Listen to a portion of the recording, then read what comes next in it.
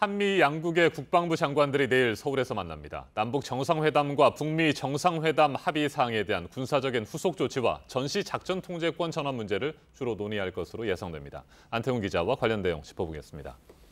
안 기자, 북한의 비핵화 시기와 전시 작전 통제권 전환 문제가 맞물려 있다는 분석이 나오고 있지 않습니까? 먼저 그 연관성부터 살펴볼까요?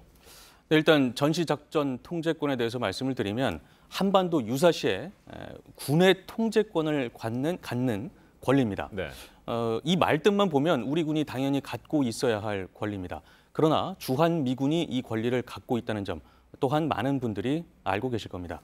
한반도에 상존하는 군사적 위협에 대해서 유사시 우리 군이 주도해 대응할 능력을 갖추지 못했다고 판단을 해서 전작권 전환을 차일피일 미뤘기 때문입니다. 여기서 말하는 한반도에 상존하는 위협, 이것에 변화가 생긴다면 전작권 전환 문제도 바뀔 수 있게 되는 겁니다. 네, 아직 북미 정상회담 이후에 후속 협상이 본격화되지는 않았지만 관련 시설이 파괴되는 것 같은 조치들이 시행은 되고 있어서 이게 또 영향을 줄 수 있을까요? 네, 그래서 전작권 전환 시점이 앞당겨지는 것 아니냐 이런 관측들이 나오고 있습니다. 하지만 단정할 수는 없습니다. 그러나 그런 분위기 또한 곳곳에서 감지되고 있습니다. 문정인 대통령 외교안보특보는 최근 판문점 선언과 북미 정상회담 등 한반도의 상황 변화 요인이 생겼다. 그러니까 국방개혁 2.0도 전반적인 재검토가 필요하다 이렇게 말했습니다. 국방개혁 2.0의 주요 내용은 한국형 삼축체계 구축입니다. 네, 그런데 전시 작전 통제권 전환에 대해서는 구체적으로 언급을 하지 않은 거죠? 네, 직접적으로 언급은 하지 않았습니다. 네. 왜냐하면 논란을 의식한 것으로 보입니다. 네. 민감한 문제니까요. 그러나 전작권 전환은 그동안 삼축체계의 완성 시점을 기준으로 얘기가 돼 왔습니다.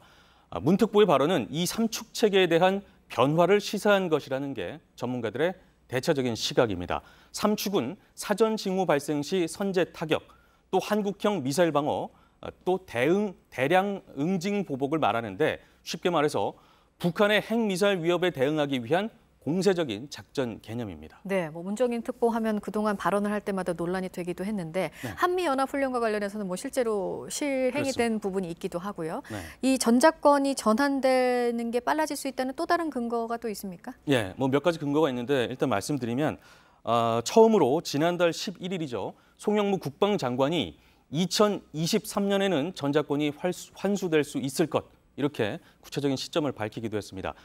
지난해 북한의 핵미사일 시험이 계속되면서 시점을 못 박지는 않았습니다만 현 정부는 여전히 임기 내 전작권 전환을 목표로 하고 있습니다.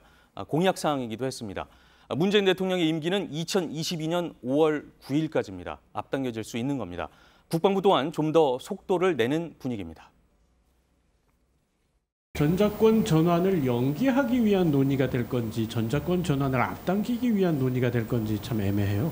어떤 논의를 하는 걸까요? 그거는 애매하실 것 같지가 않습니다. 저희가 여러 차례 말씀드렸고 신속히 전환하겠다고 말씀드렸기 때문에 그걸 위한 협의와 논의는 계속대로 하고 있습니다. 네, 내일 있을 한미 국방장관 회담 결과 지켜보도록 하겠습니다. 여기까지 듣겠습니다. 안태훈 기자였습니다.